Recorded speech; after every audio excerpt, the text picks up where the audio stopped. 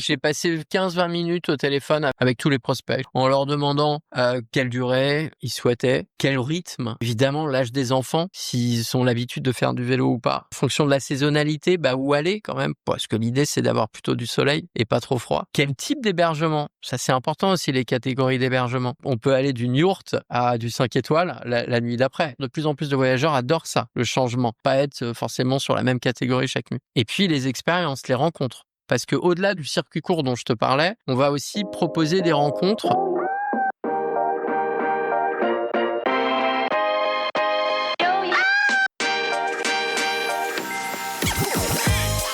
Bonjour et bienvenue parmi les Digital Doers, le podcast qui donne la parole aux décideurs de l'écosystème retail et e-commerce. Depuis 2020, avec mon partenaire, l'événement One-to-One Retail e-commerce qui se tient en mars à Monaco, nous tâchons de vous faire partager les visions et les retours d'expérience des leaders de notre secteur. J'ai le plaisir d'être avec Sonia Mamin, directrice de l'événement. Alors bonjour Sonia, peux-tu nous présenter le One-to-One en quelques mots? Bonjour Cyril. Le One-to-One Retail e-commerce réunit depuis 2011 la communauté des décideurs de l'écosystème à Monaco pendant 3 jours et à huis clos. Le concept est simple, ce sont des rendez-vous business entre prestataires de solutions et les C-level, agrémentés de moments de networking. Effectivement, le one-to-one est réellement un rendez-vous incontournable. C'est également des keynotes et des conférences d'exception. Effectivement, nous avons beaucoup de contenu de grande qualité avec des intervenants triés sur le volet pour aborder des sujets d'actualité, donner de l'inspiration et partager des retours d'expérience. Merci Sonia pour cette rapide présentation. Pour en savoir plus, comment doit-on faire? C'est ultra simple. Vous allez directement sur le site internet du One-to-One Monaco ou vous suivez notre page LinkedIn pour en savoir plus. Merci Sonia, à très bientôt à Monaco et d'ici là en audio, toujours sans coupure. Le tourisme, comme vous le savez, est en pleine mutation. La crise sanitaire a bousculé nos habitudes de voyage, accélérant une tendance de fond, celle du retour au local, au temps long et à la quête de sens. En 2024, selon Atout France, plus d'un Français sur 2 déclarait vouloir voyager autrement, privilégier la proximité, la nature et les rencontres humaines. Dans le même temps, le vélo électrique s'est imposé comme un véritable phénomène sociétal. Il représente désormais plus d'1 vélo vendu sur 3 en France et a fait émerger une nouvelle manière de se déplacer, plus douce, plus inclusive et plus libre. C'est à la croisée de ces transformations qu'évolue Chemin avec un S à la fin, une entreprise fondée par Alexandre Lebehan, entrepreneur bien connu du monde du voyage. Après avoir passé plus de 15 ans en Asie, où il avait créé Shanty Travel, une agence pionnière du voyage sur mesure dans l'Himalaya, Alexandre a choisi de changer d'échelle, ou plutôt de changer de rythme. Avec Chemin, il propose désormais des séjours itinérants à vélo électrique dans le sud de la France, des voyages immersifs, bienveillants et régénératifs où l'on prend le temps de découvrir le territoire, de rencontrer ceux qui le font vivre et de se reconnecter à l'essentiel. Pour Alexandre, le vélo électrique n'est pas qu'un moyen de transport, c'est une révolution comparable à celle d'Internet, car elle transforme notre rapport au monde, à la mobilité et à la lenteur. Dans cet épisode, nous analyserons les grandes tendances du tourisme d'aujourd'hui, la montée du slow travel, la recherche de sens, le besoin de proximité. Nous plongerons bien évidemment dans la proposition de valeur de Chemin, dans la façon dont l'entreprise conçoit ses itinéraires, ses partenariats, son engagement environnemental et social. Et enfin, nous évoquerons l'expérience client et la vision d'avenir d'Alexandre, comment faire grandir un modèle ancré dans la lenteur sans perdre l'authenticité qui en fait la force, comment utiliser la technologie pour servir l'humain et comment imaginer peut-être le voyage de demain plus doux, plus conscient et plus vivant. Mais avant de commencer, Alexandre, peux-tu te présenter un peu mieux que ce que je viens de faire ? Bonjour Cyril, merci pour l'invitation et merci pour cette belle introduction.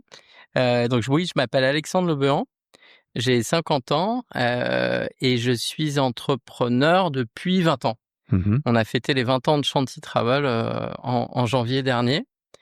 Donc Avant ça, juste pour info, ton profil, t'es plutôt études ingénieur, commerce, littéraire, rien du tout. C'est quoi ton profil? Langso, Langso. Inalco, Hindi, Népali, tibétain. Et comment t'en as arrivé à aller apprendre ces langues? Pourquoi? Ah, alors en fait, mes parents étaient alpinistes quand j'étais petit, et d'ailleurs jusqu'à ce que je sois jeune adulte. Et ils sont partis plusieurs fois en expé au Népal. Et moi, je me souviens à 7 ans d'une expé, ils étaient revenus d'une expé. Et à l'époque, c'était encore les soirées diapo. Alors souvent, on dit que c'est gonflant les soirées diapo. Moi, j'adorais ça. Et je rêvais à partir de cet âge-là de partir en Himalaya. Et puis ensuite, à l'âge de 12 ans, je suis tombé sur un bouquin dans la bibliothèque de mes parents qui s'appelle La Baleine Blanche, qui a été écrit par le parolier de Dutronc, Jacques Lanzmann, qui était un grand voyageur et un écrivain voyageur. Et en fait, et donc je découvre ce bouquin et je découvre la littérature à travers ce bouquin. Et ça se passe au Népal. Et c'est une histoire. Le personnage principal à 13 ans s'appelle Alex. Ouais. Il va à la recherche de son père, bref, au Népal. Et donc, je tomberais dingue de ce bouquin et ça gamberge encore plus. Je me dis, il faut vraiment que j'aille découvrir ces territoires. Et puis après, je lis beaucoup de littérature, de voyage, de philosophie, d'histoire sur l'Inde, sur le monde indien, sur le monde himalayen. Et puis, il faut que j'attende d'avoir mon bac pour prendre une année sabbatique et partir au Népal et en Inde, donner des cours d'anglais dans une école et trekker, randonner. Et lorsque je suis rentré à Paris, je me suis inscrit naturellement au Langso. Et donc, non, j'ai pas du tout une culture, un bagage business. Non, t'as un bagage, comment dire, backpacker, et puis littéraire. C'est ça. Parce que les langues, c'est dur à apprendre ces langues. Le hindi, népali, non, pas vraiment. Le tibétain, beaucoup plus. Beaucoup plus au niveau, c'est une langue à ton. L'alphabet n'a absolument rien à voir. Il y a quand même des racines entre. On parle de langue indo-européenne. Ouais. Donc il y a des racines fortes entre les langues européennes et les langues indiennes du Nord, en tout cas, du sanskrit, en fait, qui émane du sanskrit, mais ce qui n'est pas du tout le cas du tibétain. Quand tu apprends ces langues-là, tu as une idée en tête de la façon avec laquelle tu as envie de les utiliser? Au départ, ouais, je rêve d'être anthropologue. Et en fait, parce que j'ai pas que des cours de langue, j'ai des cours de civilisation aussi. Ouais. Et donc, je rencontre j'ai des profs qui sont anthropologues, qui sont historiens. Bon. Et puis, je dois faire je dois pondre un texte, je sais plus sur quelle matière. Et donc, je dois aller à Meudon, au CNRS, dans la grande bibliothèque du CNRS de Meudon sur l'Himalaya. Et là, je me retrouve des néons blafards. C'est l'hiver, il fait hyper froid dans ces salles qui sont glauques. Alors, il y a des bouquins passionnants. Et là, je comprends qu'en fait, être anthropologue, c'est 90% dans ces salles froides et glauques et 10% sur le terrain. Et je me dis, en fait, c'est pas du tout pour moi, ça. Et donc, à ce moment-là, je me dis qu'il faut que je trouve autre chose, mais que ça va quand même être en lien avec ces contrées. Et en fait, j'ai la chance de rentrer chez Nouvelles Frontières. À l'âge de 20 ans, on me propose de devenir accompagnateur en montagne. Alors, je n'en ai pas le diplôme. Mais ça, c'est un job d'étudiant, En fait, oui, parce que j'avais la chance au Langso de pas avoir besoin d'aller sur les bancs de la fac à l'époque. Et donc, en fait, c'est devenu mon métier. C'est-à-dire que je bossais 6-7 mois. J'étais en Himalaya, en Inde, mais aussi sur le Kilimandjaro, au Sahara, Algérie, Libye à l'époque, Sahara central. Non, mais alors ça veut dire que Et j'accompagnais des groupes et je revenais pour bachoter au mois de mai. Je passais les examens au mois de juin et je repartais. Donc je gagnais déjà un peu ma vie, si tu veux. Mais ça veut dire que tu avais quand même. Ils t'ont pas recruté uniquement parce que tu apprenais des Langso. T'avais autre chose. Tu leur as proposé autre chose. En fait, alors j'avais fait ces treks au Népal pendant 1 an. Et puis moi j'ai toujours randonné, mes parents étant fans de randonnée, j'ai toujours fait des treks. Ouais. Mais après, étant adolescent, je partais avec mes amis dans le Queyras, dans le Briançonnais, on faisait des randonnées tout le temps en fait. Donc la rando, la cartographie, même sans avoir été guide à l'époque. Après j'ai passé le diplôme d'accompagnateur, mais à l'époque je l'étais pas. Je connaissais bien la cartographie, je m'intéressais à la géologie, je m'intéressais à l'histoire, à la faune flore, etc. Mais c'était voilà, il y avait C'était une passion, en c'était une fait. passion. Ouais. Mais tu fais ça pendant tes études, Oui. ce qui te met le pied à l'étrier dans l'univers du voyage, c'est ça? Et j'adore ça. Et j'adore ça d'un point de vue humain. C'est-à-dire qu'au départ, pendant quelques années, j'adorais accompagner pour partager ma passion, mon expertise et pour ces moments de vie très intenses où en fait on se retrouve. Là, c'était des groupes donc de personnes qui se connaissaient pas. Heu et en fait, tu te retrouves à vivre un bout de vie hyper intense, loin de chez toi, loin de ton confort du quotidien, avec des personnes qui partagent pas forcément les mêmes centres d'intérêt que toi, l'âge, et cetera, et cetera. Et on va vivre ensemble une aventure pendant 15 jours. Et c'était assez extraordinaire. Et en fait, tu te révèles souvent dans ces moments-là, quand tu es loin de ton quotidien. Il y a des choses comme ça, tu vois, et il y a des amitiés qui se créent, enfin, c'est très, très fort. Hem et donc j'ai beaucoup appris et la première expérience a été un désastre. Parce que j'avais donc 20 ans, on m'avait pas du tout formé. J'étais parti une fois avec mes parents dans le Sahara central à l'âge de 14 ans avec un petit groupe. Donc j'avais quand même, je voyais, j'avais vécu un petit peu en tant que voyageur ce que c'était. Mais c'était un petit groupe où on s'était tous très très bien entendus.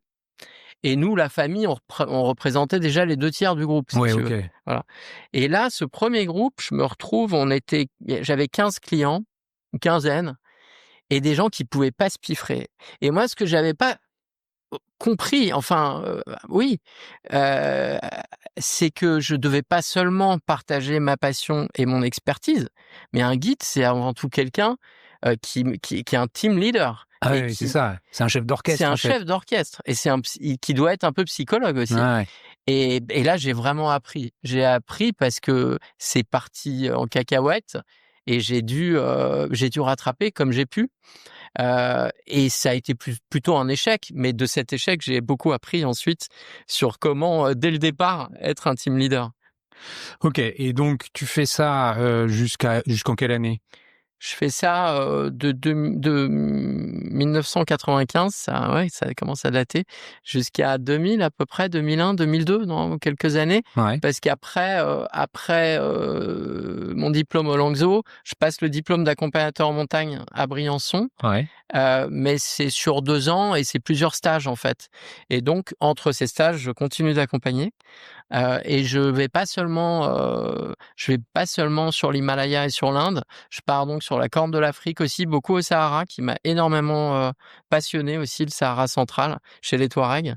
Je fais quelques saisons là-bas et puis ensuite, bizarrement, une fois que je suis diplômé, accompagnateur en montagne, j'en fais de moins en moins et je rentre comme responsable de production pour l'Asie, chez un tour opérateur qui n'existe plus, de randonnée pédestre, basé à Paris et qui en fait, ça c'est post 2001, les Twin Towers, qui était spécialisé Sahara et Afrique subsaharienne et qui se dit: «Ouh là, ça commence à sentir le roussi, il va falloir aller développer d'autres destinations, d'autres continents».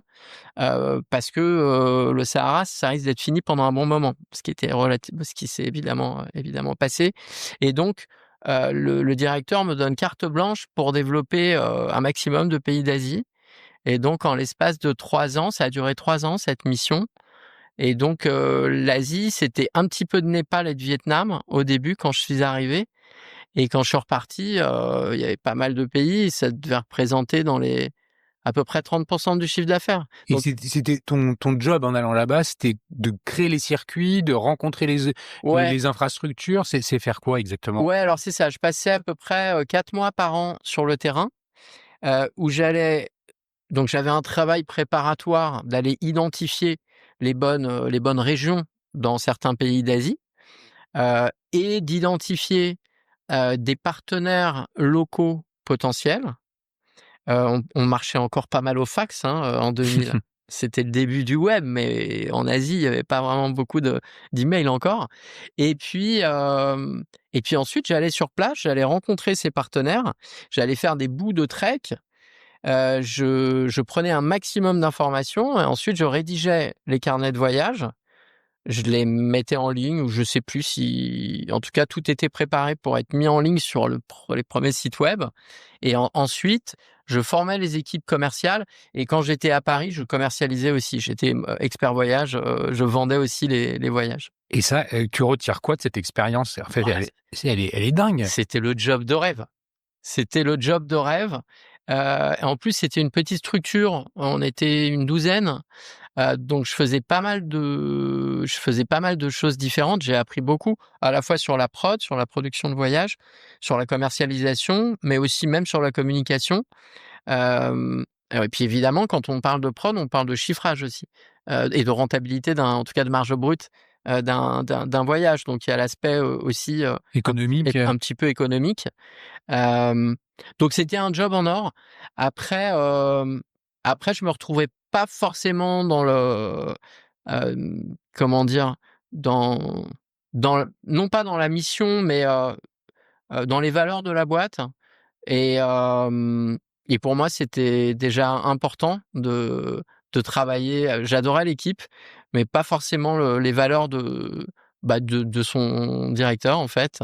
Et donc, je me disais, assez vite, il faut que je prenne un maximum de choses positives, et puis que ça puisse me servir dans l'avenir.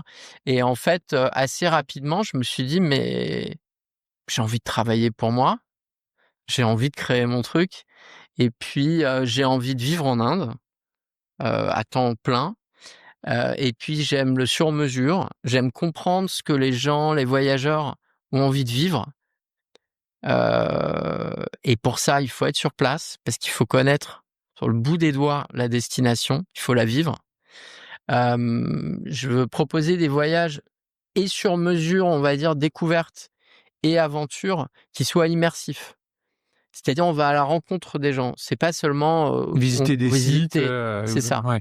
Et donc ça induit de prendre le temps et ça induit d'identifier, des partenaires, qui ont envie de partager un bout de vie, avec, d'accueillir en fait Des touristes. des touristes.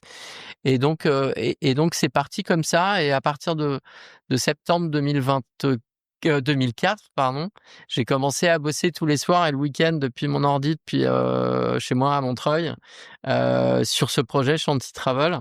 Et puis voilà, on a fait une Il rupture vient de d'où? contrat à l'amiable. Il vient d'où ce nom? Ça veut dire paix, Shanty en sanskrit. Et pour moi, si tu veux, l'Inde, c'est quand même un pays, tu te prends une grosse claque la première fois que tu vas en Inde. C'est très antinomique de ce qu'on connaît, de ce qu'on vit dans nos pays, occidentaux européens. Hem Et c'est à la fois, ça peut être extrêmement paisible et la philosophie indienne peut être une philosophie de paix hyper forte. Et en même temps, c'est aussi tout l'inverse, c'est aussi très chaotique, l'Inde, et ça peut être aussi hem, l'inverse de la paix. C'est aussi parfois des gens qui peuvent se révéler être des guerriers. Heu, donc c'est assez ambivalent.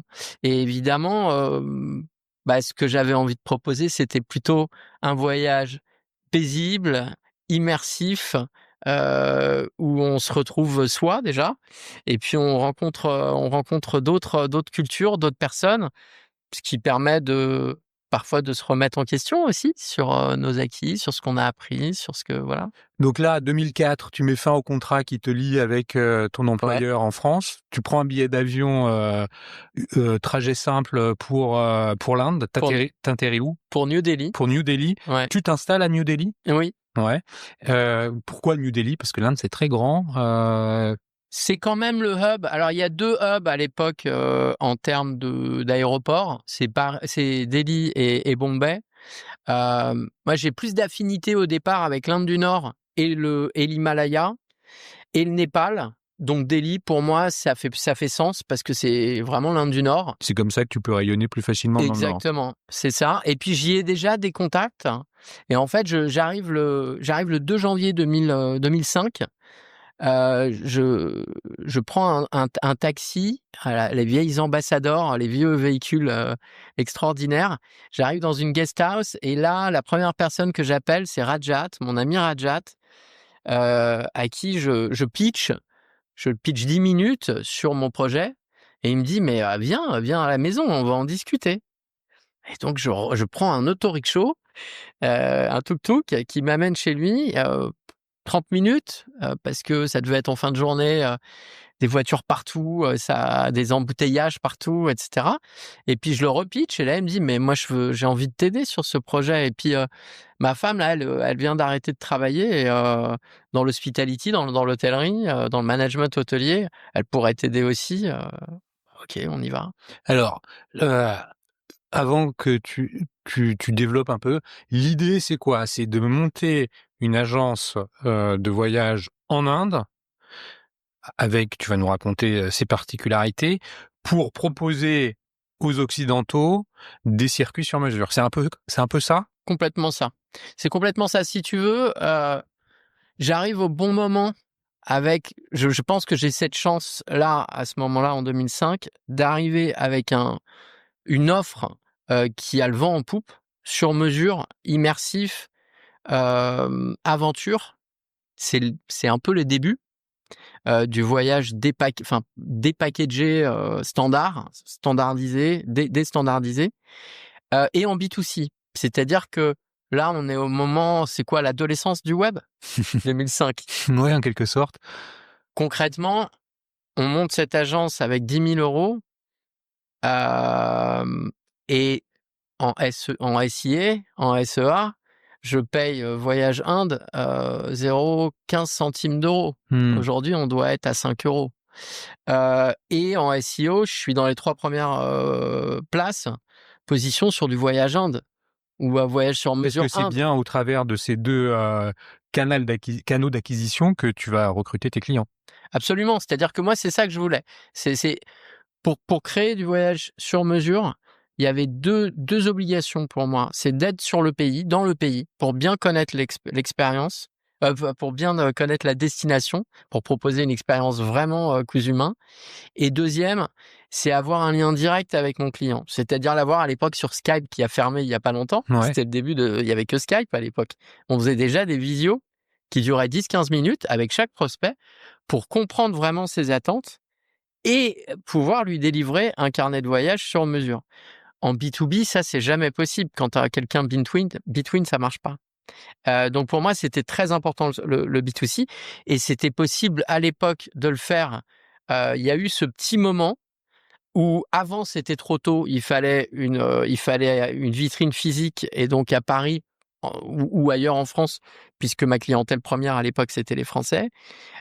Et après, c'était déjà trop cher. Avec 10 000 €, ça aurait été impossible 5, 6, 7 ans après. Là, tu développes ton business, tu fais tes premiers circuits plutôt dans le nord de l'Inde, Oui, avec des partenaires, donc j'imagine des guides locaux qui vont pouvoir accompagner tes clients, qui se déplacent en petits groupes, c'est comment Alors, les formules? on a avant tout du voyage sur mesure pour des individuels, donc un couple, une famille, un petit groupe de potes. Et on a aussi des voyages effectivement à départ garanti, de petits groupes, 12 personnes maximum. Mais pas l'arrivée. Garanti aussi. En départ à date fixe. Et quand je dis garantie, c'est que même à 2 personnes, même s'il n'y a pas trop de monde à se greffer voilà, ils partent quand même Ouais. si nous on perd de l'argent à ce moment-là. Et voilà, donc oui, c'est ça. Donc en fait, nos partenaires sont des guides, des chauffeurs, des hôteliers, des hébergeurs, des partenaires expérientiels, des producteurs de thé, par exemple, qui vont être en maison. Les voyageurs vont être en chambre d'hôte chez l'habitant chez des planteurs de thé dans des plantations pendant une nuit ou 2 nuits, et puis ils vont aller ramasser le thé pendant 2 heures et puis voir le processus, etc. Ce genre d'expérience qui plaisait déjà à l'époque beaucoup aux voyageurs. Tu as ensuite agrandi ton marché, tes clients cibles. Ce n'était plus que des Français. Il y avait aussi d'autres nationalités qui faisaient appel à tes services. Alors, on a alors comment dire? Notre clientèle a évolué, je dirais à partir de 2008-2009, la crise en Europe. Hem, Au départ, on avait plutôt des backpacks qui seraient partis avec le guide du routard au Maroc ou en Turquie, tu vois? Mais qui, pour un pays comme l'Inde, se disaient: «Vaut mieux quand même passer par une agence locale, c'est moins risqué». Et puis à partir de 2008-2009, on a un shift, assez progressif, mais assez rapide quand même, vers, des CSP+, voire plus, de plus en plus de familles aussi. Une clientèle, heu qui, pour une partie, est un peu plus âgée et qui recherche plus de confort haut de gamme, des voyages, peut-être un peu moins aventure. En tout cas dans l'aventure, on en a toujours, hein, mais dans le pourcentage, je dirais peut-être que le côté découverte haut de gamme a pris un peu plus, de part de marché Donc là, tu as sur l'aventure. réadapté un peu ton offre. Ouais, bien sûr. Ouais. On réadapte notre offre et puis, donc on se développe sur le marché français francophone et puis ensuite sur des marchés toujours en B2C, sur des marchés, germanophones, anglophones, italophones, hispanophones. Et puis arrive à ce moment-là aussi, les plateformes, les marketplaces, Evaneos en particulier, pas seulement, mais Kim Kim aux États-Unis, et cetera. Et donc on commence à travailler, on garde le B2C qui reste aujourd'hui encore le Evaneos, petite coupure qui est passée sur ce podcast il y a quelques années. Ah OK. Ouais. Voilà, donc on reste sur le B2C. On va aussi sur le marketplace et un petit peu sur le B2B, sur ces marchés. Donc voilà, multi-market. Et en fait, si tu veux, on tu vas en Inde, tu as adoré ton voyage avec Shanti Travel, tu reviendras peut-être une fois parce que l'Inde, c'est un continent, c'est immense. Tu es allé dans le nord, tu iras peut-être dans le sud. Une fois que tu es allé 2 fois, à moins d'être vraiment, Un grand fan. tu retournes pas. Or, on avait des super retours voyageurs et moi je m'étais associé avec Jérémy Grasset qui est le PDG de Shanti, depuis que je suis sorti de l'opérationnel. Enfin, on était 2 maintenant, 2 CEO, maintenant il est seul. Je l'ai rencontré au bout de 2 ans et demi, enfin on s'est associé au bout de 2 ans et demi après la création de Shanti et on s'est dit: «Mais voilà, ça marche super bien sur l'Inde, on a envie de fidéliser nos clients, donc on va aller sur d'autres destinations». On a commencé par le Sri Lanka en 2010 et puis très vite la Birmanie en 2012, l'Indonésie en 2013, en 2014 le Vietnam, Cambodge, Laos, 2015 le Népal et puis la Malaisie, le Japon, et cetera. Donc voilà, on s'est à la fois et puis sur le marché expatrié aussi. Les expatriés en Inde, à Singapour, à Hong Kong, qui voyagent beaucoup et leur famille vient aussi, les voir et donc passe, par Shanti Travel. Donc on s'est développé à la fois, grâce à l'ouverture de destinations, sur le même modèle que l'Inde et grâce à l'ouverture de nouveaux marchés. En 15 ans, vous êtes passé d'une petite structure avec 10 000 € pour se développer à quoi? 2024, c'est 16 millions d'euros de chiffre d'affaires, c'est 125 salariés sur, pas mal de pays, Ouais. donc pas mal de bureaux et donc pas mal de boîtes parce qu'on a une boîte par pays et puis on a le hub à Paris. D'accord. Donc le siège, de la holding est à Paris. T'en sors en 2024, c'est ça? Non, alors j'en sors avant? en 2019. En 2019. Ouais, en fait, il se passe un truc, c'est que je deviens papa en 2015 pour la première fois. Pour l'instant, j'ai une fille de 10 ans donc et là, je me prends une énorme claque. J'ai pas vu venir, en potassant des bouquins, sur, sur l'écologie, sur l'effondrement, voilà. Et là, je réalise que j'ai quand même on a, nous, professionnels du travel, du tourisme long courrier, une responsabilité assez forte sur le dérèglement et le réchauffement climatique. Et ça, je me dis, à un moment, j'assume plus trop d'être à 100% là-dessus. Heu et j'adore le travel, c'est mon expertise, c'est ma passion, j'ai pas d'autres idées, je sais pas trop quoi faire d'autre. J'ai envie de continuer, mais j'ai envie que que ce soit pas, néfaste à nous et à la planète. Et donc je commence à réfléchir. Ça me prend quand même pas mal de temps pour sortir de l'opérationnel de Chantilly, parce que voilà, c'est pas évident, on est en croissance, c'est du staff, des équipes dans pas mal de pays différents, et cetera. Et j'en sors en 2019. On part en famille sur un voyage de 8 mois, 5 mois à pied en Himalaya. Notre fille ayant 4 ans à l'époque, elle est sur un cheval. Waouh. Ma femme, est tibétaine, et donc nous, on marchait. Et en fait, ma femme est née au Népal. Elle ne peut pas aller au Tibet. Ses parents ont fui le Tibet avec le Dalai Lama avant qu'elle naisse. Quand les Chinois sont arrivés, ils se sont rencontrés au Népal dans un camp, pas du CICR, mais de la Croix-Rouge. Voilà, au Népal. Et plus tard, ma femme est née au Népal, comme réfugiée en fait. Mais elle ne peut pas se rendre dans son pays d'origine parce qu'elle porte un nom à consonance tibétaine. Et donc, nous, on savait qu'on allait rentrer en France, enfin, que moi j'allais rentrer en France parce que pour ma femme et notre fille, elle connaissait la France en vacances, mais elle n'y avait jamais vécu. Mais avant, on voulait vraiment faire un long voyage lent et sur les roots, les racines de la culture de ma femme et donc de notre fille. Et donc on a décidé de suivre des chemins de randonnée à la frontière tibétaine, donc chinoise, côté indien et côté Népal, pendant 4-5 mois avec, très haut. En moyenne, on était à 4005. Et votre fille, ces altitudes-là, à 4 ans, ça pose pas de problème? Non, alors j'avais beaucoup potassé parce qu'effectivement, le mal aigu des montagnes, j'avais beaucoup potassé, sur le web, on trouve tout un tas de super documentation de professeurs, suisses, français de Grenoble, mais aussi des études, en Bolivie, qui montrent qu'en fait, les enfants, n'ont pas plus de risques, d'avoir des problèmes pulmonaires ou cérébraux, à cause de l'altitude que les adultes.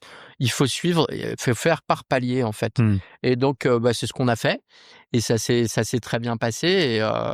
Et ouais, on dormait en moyenne entre 4000 et 4005 et on avait l'école, les plus hauts cols étaient à 5005.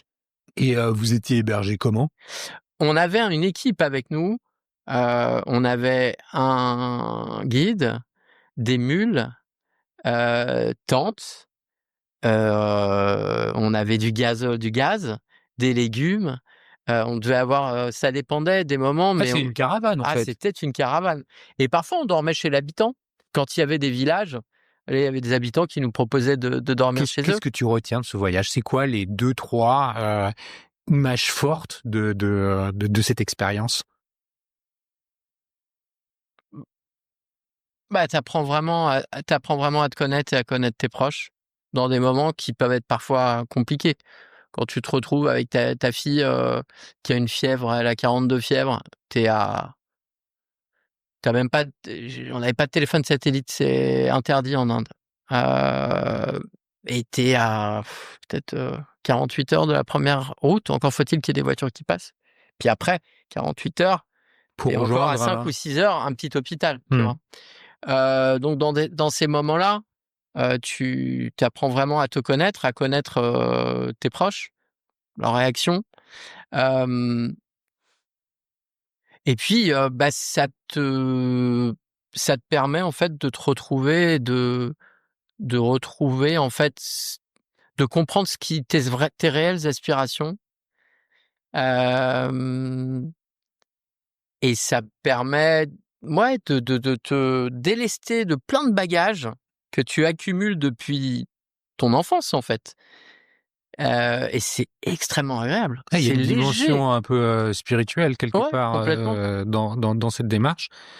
Et un moment où, là, tu nous parles d'un moment dur, Mmh? un moment magique. Des moments magiques, il y en a C'est quoi? il y en C'est a un lever de soleil? C'est quoi? C'est la découverte d'une montagne? C'est quoi? il y Des en a rencontres? tellement. Quand tu arrives à un col, tu as marché, tu es ultra fatigué et tu te retrouves sur ces cols où il y a, énormément de drapeaux tibétains qui volent au vent et qu'on soit bouddhiste ou pas, c'est, pas là, mais c'est déjà visuellement, c'est sublime. Tu as fait un effort incroyable et tu te retrouves, un panorama absolument magique. Heu, Waouh, c'est un sentiment de à la fois tu es dans l'euphorie, hem, mais c'est paisible. Et voilà, cette lenteur, c'est quand même extrêmement agréable. Et puis ouais, c'est des rencontres fabuleuses, des rencontres quand tu te retrouves, tu es à 5000, il neige, tu vois rien à 3 mètres et puis, tu te retrouves comme ça avec un caravanier, avec ses yaks, des sacs, remplis de riz qu'il allait chercher, ultra loin et qui te dit, «Bah, oui, j'en ai encore pour 5-6 heures». Ça veut dire il va arriver, il est déjà, je sais pas, 5 heures de l'après-midi, il va arriver de nuit, chez lui, il fait -10 ou -15 et c'est pas un problème et il a le temps de s'arrêter, il discute avec toi et voilà, c'est fabuleux. Bon alors ça c'est une sorte de parenthèse, suspendue, Ouais. entre, 2 expériences professionnelles. Après ça, est-ce que c'est le moment où tu rentres en France ou ta femme vient aussi s'installer en France avec toi? C'est ça, c'était vraiment l'idée, c'est de faire cette coupure entre ces 15 ans en Asie et l'arrivée en France, de faire cette coupure pour être ensemble, pour prendre aussi le temps de réfléchir à l'après, d'un point de vue professionnel. Et donc après ces quelques mois à pied en Himalaya, on arrive au Rajasthan, et on part 2 mois à vélo électrique au Rajasthan. La je souhaitais, tester des vélos locaux. Local, très important pour moi. Quelle erreur! Et donc plutôt que de faire, importer, des vélos, qualitatifs, électriques, d'Europe ou des États-Unis, je décide d'acheter local et ça se révèle être une mauvaise idée. C'est des vélos vraiment pas qualitatifs, Ouais. mais par contre on a passé c'était un voyage extraordinaire et puis là, voir arriver avec, quand les villageois, dans des coins perdus du Rajasthan, nous voient arriver parce que c'est très touristique le Rajasthan, mais en fait, il y a des autoroutes du tourisme et dès que tu sors un petit peu, il y a Plus personne. plus personne et donc ils te voient arriver à vélo avec, les bagages derrière pour un vélo et puis un enfant de 4 ans, derrière l'autre vélo, Ils te des regardent comme, Européens, ils se disent: «Mais ils ils sont sont malades. complètement fous, eux» et du coup, il y a une ouverture qui se crée. Voilà, l'échange se fait très naturellement, beaucoup plus naturellement parce qu'on est, il y a pas de vitre, entre nous. On n'est pas dans une voiture qui fonce, qui va vite. On est vraiment sur les chemins, on passe par les villages et donc on s'arrête souvent. On est invité chez les uns, chez les autres et c'est un voyage extraordinaire. Tu arrives donc en France? Oui, Tu arrives, dans le sud directement? j'arrive la veille du premier confinement. J'étais au Népal à la fin, on était retourné au Népal et je lisais les journaux népalais et indiens en anglais et je voyais que ça commençait vraiment à être chaud en Chine et je me disais: «Ça va, il y a un truc qui se prépare», mais je savais pas quoi. Je pensais pas que ça arriverait jusqu'en Europe et aussi vite, mais en tout cas, je pensais que sur l'Asie, ça allait être compliqué. Et on commence, je me souviens, j'étais encore, enfin, je le suis toujours d'ailleurs dans la stratégie de Shanti et on était sur heu, on avait pas mal de profils, à qui on allait dire, OK, pour venir nous rejoindre pour travailler chez Shanti. Au dernier à la fin, on s'est dit: «Non, non, mais là, Ça pue. ça pue». Mmh. Et donc on arrive la veille du premier confinement, heu Et là, je vais chercher les clés chez ma sœur à Paris, d'un studio chez mes parents ici, avant de partir vers ce qui devait être notre nouveau chez nous. Et là, ma sœur me dit pars dès que tu peux, demain tout va fermer. Et donc, on est arrivé le lendemain à 5 heures du matin à la gare de Lyon. Et la personne à qui je suis allé voir au guichet, elle me dit bon, vous êtes avec qui? Bah, on a un enfant de 5 ans. Ah non, non, elle a pas 5 ans, elle a 3 ans. Elle va voyager sur vos genoux. Vous pouvez partir, sinon vous partirez pas. Un coup de bol. Vraiment la personne super quoi. Et on est parti dans un TGV bondé finalement chez mes parents parce que en fait Qui sont dans le sud, c'est ça? qui sont aussi dans le sud, mais pas là où on devait aller chez nous. Parce que chez nous, on était dans un coin perdu de 19 habitants à 1000 mètres d'altitude, au nord du Ventoux, une petite maison qu'on avait achetée, mais on n'avait pas de frigo, on n'avait rien. Ça s'appelle comment Le Poète en Persip. Ok. C'est une route de 14 kilomètres qui se termine. Après, ce sont des chemins. Ça devient une impasse. Et on n'avait pas le permis de conduire. Moi, j'avais le permis de conduire indien. Donc, j'ai dû repasser le permis de conduire à 45 ans. Enfin, de le passer en vrai en France. Mais à l'époque, je l'avais pas. Donc, en fait, on n'a pas pu arriver chez nous. Et on a passé 2 mois, voilà, près de 7. Bon, donc tu finis par quand même lancer chemin. Ouais. Comment vient cette idée? Comment tu penses la mettre en œuvre? Là, c'est en 2000 le combien? Alors là, c'est en 2022. En 2022. C'est quoi l'intuition que tu as? C'est quoi ton objectif avec chemin? L'objectif avec chemin, c'est de poursuivre, de continuer de proposer des voyages immersifs, expérientiels, encore, je dirais presque plus transformationnels ou au moins autant, mais proche de chez toi, accessible par le train, avec acheminement possible par le train, et ensuite de voyager de manière lente, par des toutes petites routes et des pistes carrossables, parfois des pistes cyclables quand il y en a, sur des territoires, pour l'instant dans le sud-est de la France, pour l'instant, enfin jusqu'à présent, donc Drôme, Ardèche, Vaucluse. On va y revenir sur ta proposition de valeur, mais qu'est-ce qui t'a motivé à lancer ça? Ah bah, ce qui me motive à lancer ça, c'est concrètement, comme je te le disais tout à l'heure, c'est-à-dire que moi j'assume plus de proposer à 100% des voyages long courrier. Parce que on participe en faisant ça au réchauffement climatique et bon, faut voir un truc, c'est quand même le transport, de manière globale, mondiale, le transport, c'est quand même 25% des GES mondiales, des émissions carbone. Sur un voyage, en France, par contre, sur un voyage, en moyenne, sur des vacances, 77% des émissions carbone des vacances, elles viennent du transport. En moyenne en France. Enfin, sur le marché français, en tout cas. Donc c'est pas rien, quoi. Donc c'est ça le début. On n'en parle pas beaucoup, on communique pas beaucoup là-dessus, sur notre site web ou sur, nos newsletters et cetera, parce que ça a pas vraiment d'intérêt pour les voyageurs, pas spécialement. Et pour nous, c'est ça pour moi le départ. C'est comment continuer de faire rêver et de proposer des voyages immersifs, transformationnels, expérientiels, sans avoir besoin de prendre l'avion. Et c'est à ce moment-là où tu te rappelles de ton expérience à vélo au Rajasthan? Bien sûr. Et tu te dis, bon, les vélos étaient pourris, mais finalement, en France, on a des vélos qui sont pas pourris.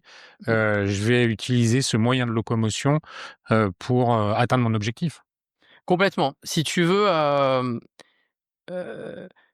chemin, ça, c'est pas destiné à, c'est pas destiné à des cyclotouristes sportifs qui ont cette passion-là. C'est destiné à des personnes qui n'ont pas encore forcément fait de voyage à vélo et qui sont pas forcément hyper sportifs. C'est destiné à madame et monsieur tout le monde, qui voyagent parfois, avec leurs enfants, avec leurs parents. On a parfois les 3G, les 3 générations et qui n'ont donc pas forcément les mêmes niveaux, sportifs non plus et donc pour moi, l'électrique était une évidence. On est 100 vélo à assistance électrique, que ce soit, des vélos long tail, des vélos pas long tail, des vélos enfants 24-26 pouces et cetera, justement pour ça, pour, ce côté inclusif, en fait. Et on va y revenir, mais avant qu'on y revienne, pour bien Ouais. comprendre finalement dans quel, comment dire? Monde, je voulais dire écosystème, mais c'est pas le bon mot, dans quel monde finalement tu développes chemin.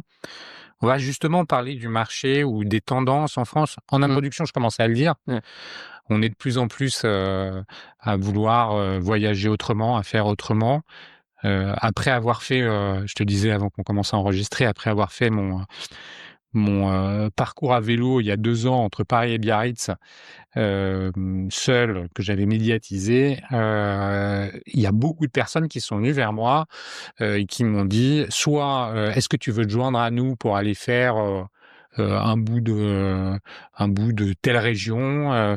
Ou, d'autres, qui m'ont dit: «Tu voudrais pas qu'on monte un projet ensemble pour faire, tel truc?» Et je découvre finalement dans mon entourage qu'il y a beaucoup de gens qui cherchent à faire du vélo et qui font des séjours à vélo un peu partout en France.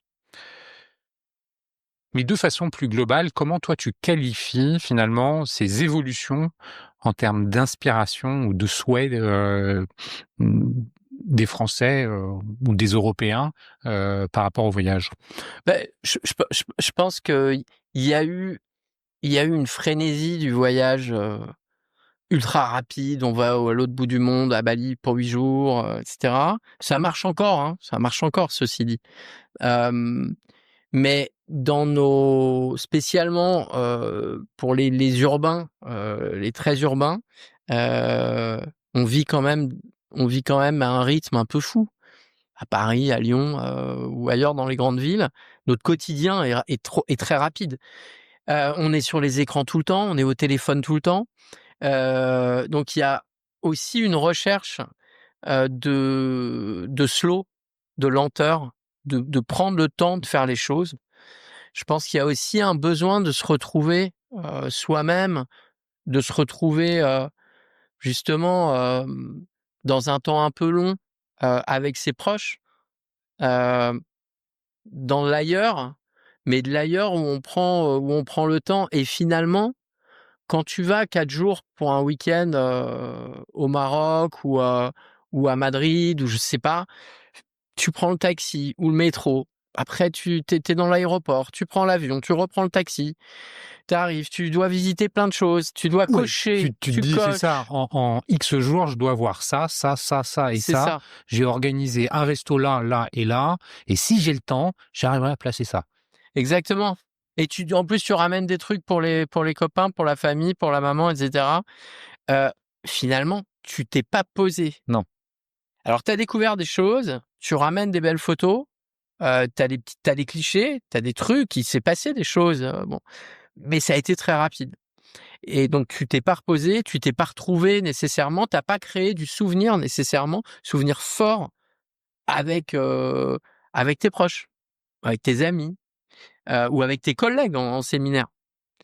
Et donc nous, c'est ça, on va à l c'est vraiment on va à l'inverse. On prend le temps. Si tu veux, enfin je Mais sais ça, tu sens en fait qu'il y a de plus en plus de gens, de Français qui recherchent cette, lenteur, cette, déconnexion aussi? oui. Oui et puis bon, je pense que la période covid a été un accélérateur, mais on le voyait De la déjà lenteur? de la lenteur, ouais. Mais on le voyait déjà ce phénomène avec Chantier Travel. On le voyait déjà. C'est-à-dire que nous, on avait fait le pari on voyait nos concurrents, ils proposaient tel itinéraire en 15 jours, nous on le proposait en 3 semaines. Et en fait, ça plaisait énormément. Il faut trouver les bons arguments quand on a les prospects au téléphone pour leur dire: «Vous en faites moins, mais vous le ferez mieux, vous verrez, vous serez pas déçus» et ça marche en fait. C'est simplement que on nous les catalogues sur les sites, etc., on nous incite à visiter, découvrir le maximum de choses en peu de temps. S'il fallait maximiser, cocher. En fait, c'est pas ce qu'on souhaite vraiment. Et une fois qu'on a Ou alors, c'est pas ce expérimenté, qu'on souhaite tout le temps. Et il peut y c'est avoir ça, des moments dans la vie c'est où ça. c'est ce qu'on souhaite et d'autres moments où on est plus enclin à prendre du temps. Exactement. Et finalement, une fois généralement que tu as expérimenté cette lenteur, ben, tu as envie de recommencer.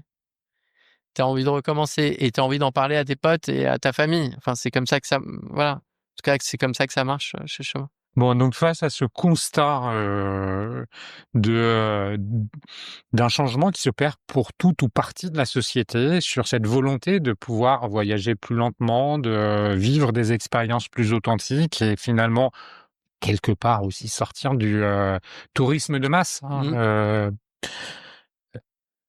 Chemin, tu as commencé à l'introduire, fais une proposition. Si tu devais, pitcher ta proposition à une famille qui dit: «C'est quoi Chemin?» Comment tu racontes? Alors Chemin, tu vas partir en moyenne, 4-5 jours, parfois 7 jours. Tu vas partir, en TGV si tu le souhaites, un cheminement jusqu'à Montélimar ou jusqu'à Valence ou jusqu'à Arles, jusqu'à Orange et puis là, on va t'accueillir et tu vas, monter sur ton vélo. Alors, je sais pas si tu pars, un couple et 2 enfants, tu vas avoir par exemple, la maman qui va avoir un vélo Longtail de chez Yuba, marque française d'Annecy. Longtail, c'est cargo plus long à l'arrière et par exemple, il y a un enfant qui est petit encore, qui a, je sais pas, entre 3 et 7 ans ou 1 et 7 ans d'ailleurs, qui va être derrière, la maman ou le papa, mais sur le vélo. Donc très proche, donc on va pouvoir vivre le même voyage, on va pouvoir rigoler ensemble, on va pouvoir chanter, on va pouvoir échanger. Et puis, l'autre adulte, on va lui remettre un duffel, des sacs d'expé, grand 130 litres, 150, ça dépend. Il va mettre à l'arrière de ce même vélo, enfin d'un autre vélo, mais même modèle. Et donc, tu vas pas être dans l'obligation de voyager de manière ultra minimaliste, comme pas mal de cyclotouristes, tu vois parfois, avec juste une brosse à dents, un t-shirt et une culotte, quoi. Non, là, tu peux prendre des bouquins. Si tu as envie d'aller au resto le soir et de mettre une jolie chemise Tu peux ou une jolie l'emporter. robe, tu l'amènes, les jouets des enfants, les bouquins, etc. Et le deuxième enfant, si tu dis Et qu'il le y a 2 deuxième enfants, enfant, il va voyager s'il a 8 ans sur un 24 pouces électrique, ou s'il a 10-12 ans sur un 26, ou s'il est ado ou elle est ado sur un vélo moustache assez normal électrique de qualité. Donc là, vous allez partir en famille, on va vous expliquer comment marche notre application mobile aussi, ce qui va te permettre d'une part d'emprunter que des petites routes où il y a personne, il y a pas de voiture, et des pistes carrossables qui sont utilisées que par les paysans. On a cette chance, en France, mais c'est vrai aussi sur l'Italie, enfin des pays limitrophes, d'avoir un quadrillage, sur notre territoire de mini-routes et de pistes carrossables absolument extraordinaires et qui sont utilisées finalement que par les agriculteurs. Comme on a malheureusement de moins en moins d'agriculteurs, il y a quasiment jamais personne et donc on file sur ces pistes, qui sont très roulantes en pleine nature et l'avantage du GPS, c'est que ça va t'amener aussi à des points en circuit court pour acheter du miel, pour acheter une bouteille de vin, pour acheter un saucisson, pour acheter ceci, cela. mais ça, ce parcours en fait que Ouais. tu vas suivre sur ton appli mobile, c'est parce que préalablement, tu as défini le parcours avec ta famille. Là, c'est la famille témoin là qu'on vient de prendre en exemple. Préalablement, tu as défini que ça va durer 4 ou 5 jours Oui. et que eux veulent, ils te disent ce qu'ils veulent. C'est comme ça que ça Ouais, marche? j'ai passé 15-20 minutes au téléphone avec cette famille, avec tous les prospects, chaque prospect, en leur demandant, quelle durée ils souhaitaient, quel rythme, évidemment l'âge des enfants, s'ils ont l'habitude de faire du vélo ou pas. En fonction de la saisonnalité, bah, où aller quand même, parce que l'idée c'est d'avoir plutôt du soleil et pas trop froid. Heu, Quel type d'hébergement? Ça, c'est important aussi les catégories d'hébergement. Parfois d'ailleurs, on peut aller d'une yourte à du 5 étoiles la nuit d'après et ça, là, d'ailleurs, de plus en plus de voyageurs adorent ça, le changement, pas être, forcément sur la même catégorie chaque nuit. Hem Et puis les expériences, les rencontres. Parce qu'au-delà du circuit court dont je te parlais, on va aussi proposer des rencontres avec une lavandicultrice en bio qui t'explique les différents types de lavande ou de lavandin, qui va te montrer son alambic, comment ça marche et comment elle finit par créer des produits cosmétiques à partir de sa fleur de lavande. Ou avec un vigneron en bio ou en nature, on va faire un pique-nique avec des bons produits chez lui ou chez elle. Ou voilà, c'est beaucoup de producteurs. On a quelques artistes aussi, des artisans, savonnières, etc. Et, et ça, c'est un des moments forts généralement des voyages que les voyageurs ramènent en souvenir. En tout cas, c'est ce qu'ils nous disent. Vraiment, ce qui les grands souvenirs qu'ils ramènent de leur voyage, ça va être ces rencontres-là.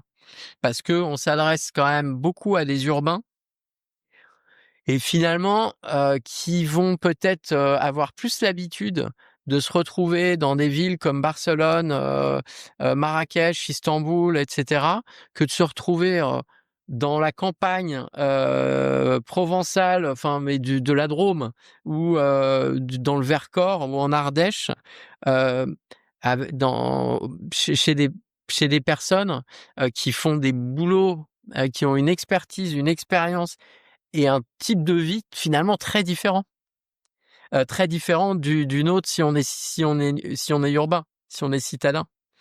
Et alors, ça veut dire que tu as en catalogue un certain nombre de circuits que tu vas pouvoir aller adapter en fonction des demandes de chacun, ou c'est véritablement du sur-mesure à chaque fois? Alors, le sur-mesure, on ne part jamais d'une feuille blanche. Ça n'existe pas. Bon, heureusement, ce serait très chronophage. Donc, on a un data, on a tous nos partenaires dans notre logiciel de création de voyage.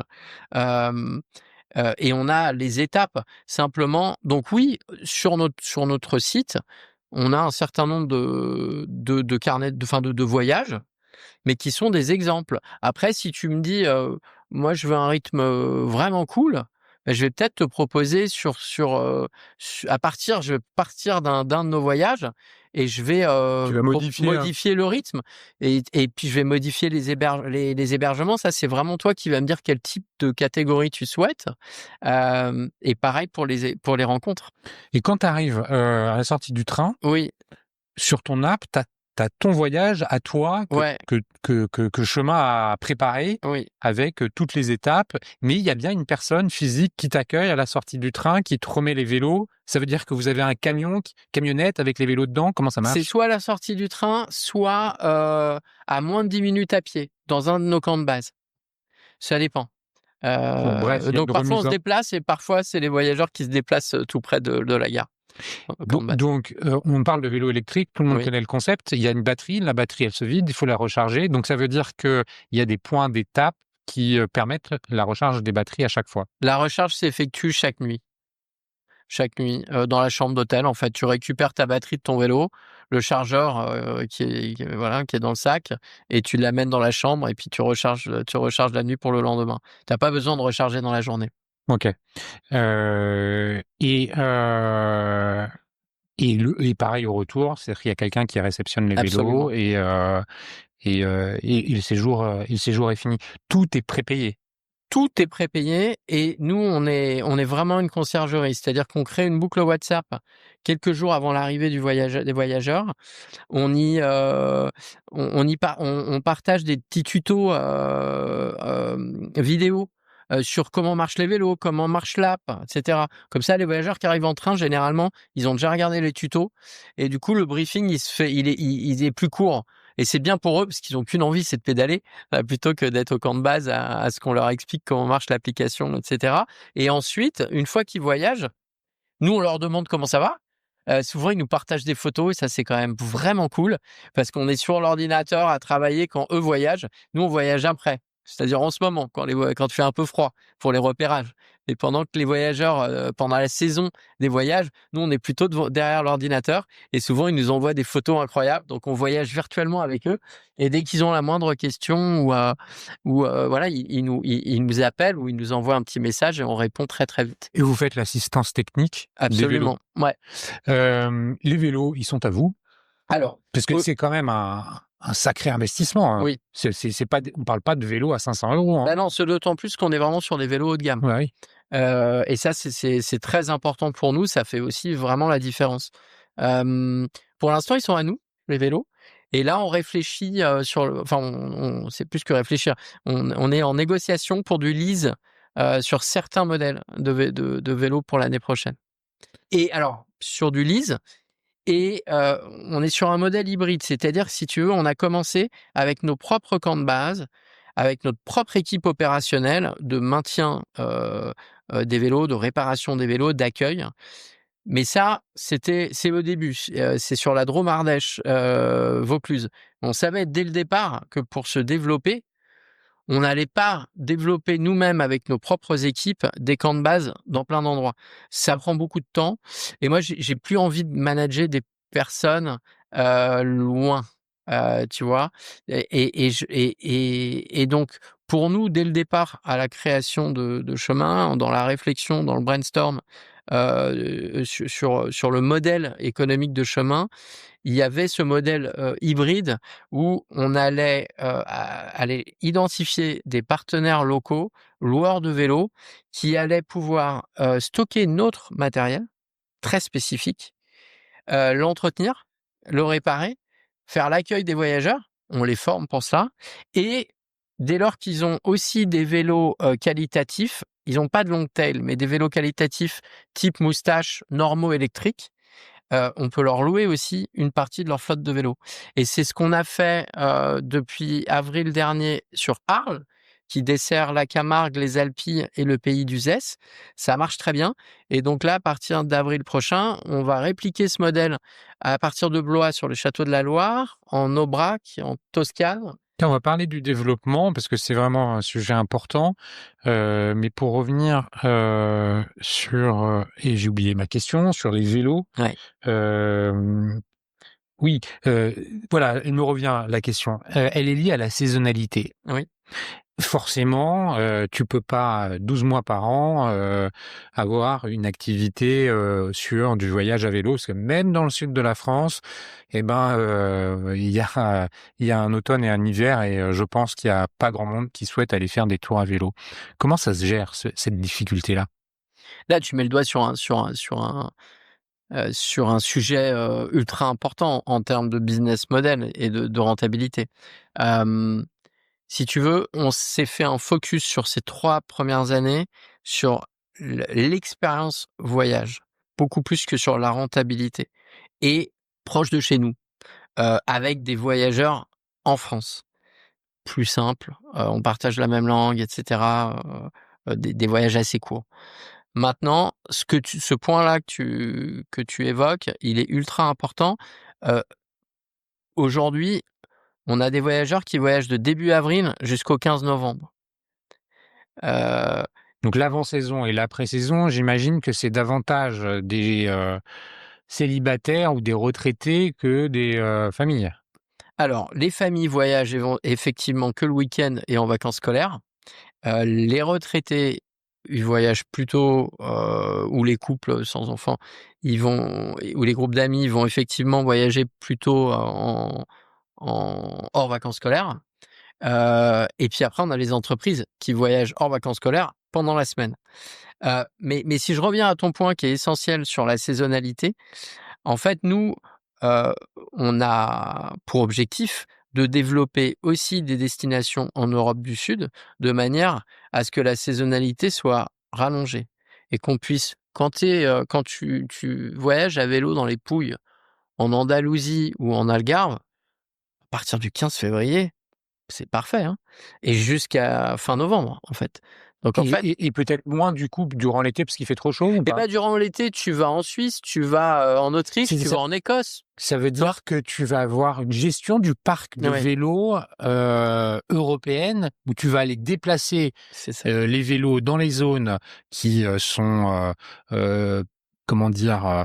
Qui sont OK, il me manque un adjectif, ça m'énerve, mais enfin qui correspondent, dans lesquels on peut faire un voyage dans les périodes automne, l'hiver ça va être compliqué un peu partout je pense, mais disons, l'automne, début du printemps et puis, là où il fait trop chaud l'été, rebouger les vélos pour les mettre, dans, des zones, tu le dis, l'Écosse, peut-être l'Irlande, C'est ça. pour l'été. C'est ça, parce que le nerf de la guerre, tu l'as très bien expliqué, c'est que les vélos, c'est un coût, les assets, c'est un coût important, et un des nerfs de la guerre, c'est de les sortir le plus souvent dans l'année, et donc effectivement, ça induit, de suivre en fonction de la saisonnalité des destinations qui marchent en fonction de la saisonnalité des mois, bah, les vélos vont voyager, d'une destination à l'autre.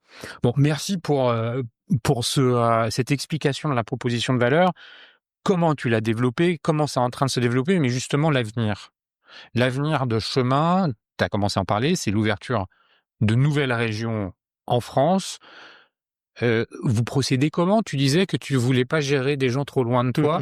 Bon, il y a bien un moment où tu vas devoir le faire ou alors tu t'appuies sur des partenaires. Comment on fait pour se développer? Mais c'est ça, c'est que on s'appuie sur ce modèle hybride, avec des partenaires locaux. On s'appuie sur des partenaires qui sont loueurs de vélos depuis déjà, ils commencent pas, hein.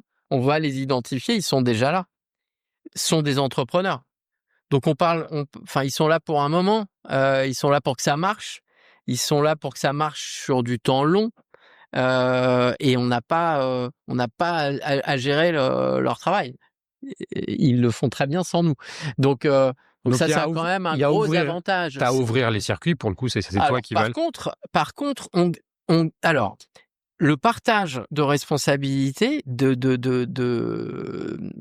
tâches, et d'activités, il est très clair. Les partenaires locaux s'occupent de l'accueil, de l'entretien, du stockage et de la réparation des vélos. Nous, on s'occupe de toute la communication, de toute la production, de toute la commercialisation et de l'aspect aussi, enfin, conciergerie, d'accompagnement, des voyageurs de manière virtuelle avec le téléphone, avec la boucle WhatsApp. Donc toute cette partie-là, c'est Chemin qui garde cette partie, même quand on sera dans les Pouilles, ou en Andalousie. Alors ça ne veut pas dire qu'il y aura pas à la saison, l'un de nous, de l'équipe qui ira, en Andalousie par exemple pour 2 mois, chez le partenaire local. Ça c'est tout à fait possible. Mais c'est quand même beaucoup plus léger, que d'avoir notre propre camp de base en Andalousie et devoir, acheter tous les vélos et puis voilà. Il y a donc une velléité, «cross-border» entre guillemets Oui. dans, ton développement. Ça veut dire que tu vas viser une clientèle domestique? Est-ce que tu vises une clientèle française que tu veux emmener dans les Pouilles? Est-ce que en France, tu veux t'adresser uniquement aux Français? Ou alors aussi, finalement, à, une population étrangère? La France est un pays, de destination, même s'il est beaucoup traversé. C'est le premier pays touristique au monde. C'est quoi ta stratégie d'acquisition, client? En fait, si tu veux, alors nous on a 4 défis et objectifs principaux en termes de développement. On vient de parler de la saisonnalité, qui est un point, vraiment important. Quand on parle de saisonnalité, on parle, augmentation de l'augmentation de la saisonnalité via des destinations du sud de l'Europe, mais aussi les trous dans la raquette. On en a parlé, tu en as parlé tout à l'heure, en disant: «Ouais, mais les familles, ils voyagent que pendant les vacances scolaires ou les week-ends et cetera». Les séminaires, les équipes sont très importantes pour nous. Donc ça, c'est un segment ultra stratégique, parce qu'effectivement, ces équipes, pardon, vont voyager pendant la semaine et hors week-end. Donc là, on n'a plus de trous dans la raquette. Donc ça, c'est un élément important. Ensuite, on a un autre élément important, c'est le panier moyen. c'est le nerf de la guerre. Le panier moyen, quand tu t'adresses à des personnes qui vivent en France et qui voyagent uniquement en France, on va voyager. Notre moyenne de durée, c'est 4 jours aujourd'hui. C'est plus l'été, on a pas mal de semaines et ça va être un peu plus court pendant les ailes de saison, au printemps, à l'automne. Par contre, si tu vas voyager en Toscane ou dans les Pouilles, tu vas nécessairement partir 7 jours, voire plus. De même que si tu viens du UK, enfin de Grande-Bretagne, du Danemark, des Pays-Bas ou d'Allemagne, et que tu viens voyager en France, à vélo, tu vas plutôt avoir tendance à voyager 7 jours ou plus. Et donc, ça répond. Effectivement, on va aller chercher des nouveaux marchés nord-européens pour les faire venir, leur proposer des voyages en France, pour répondre aussi à cette problématique non seulement de croissance, de volume, mais aussi à répondre à cette problématique de panier moyen, à des paniers moyens plus importants parce qu'une durée de voyage plus importante. Comment tu fais pour les recruter, ces gens? L'acquisition, alors, nous, Je fais oui de la tête, vous me voyez pas, mais je fais oui de la tête quand Oui. Alexandre me pose la question. La première année, on a fait pas mal de tests. On est allé sur des salons, on a fait de la presse, du SIA, ouais. Ça a pas tellement bien marché. Et puis en parallèle, on a invité des influenceuses et des influenceurs lifestyle avec, je sais pas, une communauté entre 50 et 200 000 followers. Et ça cartonne et ça marche du tonnerre. C'est-à-dire que on a, on a des leads ultra qualifiés et on a un taux de conversion lead to booking qui est très, très bon. Vraiment très, très bon pour le coup. Donc ça, c'est une chance et donc aujourd'hui, depuis ces tests de la première année, je travaille le SEO. On travaille le SEO. On travaille évidemment nos newsletters. On travaille évidemment Insta, les réseaux sociaux. Mais on ne fait pas de SEA. Et par contre, on invite des gens. Enfin, on invite. Oui, on invite des influenceurs à tester nos voyages. Je crois que c'est ce que tu as fait avec Mathieu Stéphanie, non? Ouais. Ouais, qui est passé lui aussi sur le podcast. Et ça, c'est à répliquer dans les autres pays? Ah oui. Ah oui. Alors, ça, on va le dupliquer sur les autres pays. Et on va pas s'interdire de travailler en B2B. Autant sur les marchés francophones, on voit pas l'intérêt d'aller sur du B2B. On voit on sait comment faire pour aller chercher nous-mêmes en B2C des prospects. Autant sur des marchés nord-européens, on s'interdit pas d'aller communiquer avec auprès de tour opérateurs, d'agences. OK, quand tu dis en B2B, c'est des partenaires, c'est pas aller chercher des entreprises pour des séminaires. Non, C'est s'adosser finalement à un acteur référencé sur le marché local c'est ça. pour faire la promotion. Ça me paraît effectivement quelque chose plein de sens. En termes de développement en France, tu m'as dit, donc là aujourd'hui c'est le Sud-Est, vous ouvrez les Pays de la Loire. Oui, C'est quoi la suite du programme? Il y en a une? l'Aubrac aussi, L'Aubrac? cet été. On avait des petits trous dans la raquette sur le Sud-Est avec une partie du Luberon. Donc là, on va avoir aussi 2 programmes sur cette partie du Luberon. Et puis notre première destination hors France, en Toscane, au printemps aussi. OK. C'est quoi le panier moyen? C'est secret? Aujourd'hui, il est d'un peu plus de 600 € sur 4 jours. Et l'objectif 600 € pour une personne? Oui. Pour 4 jours?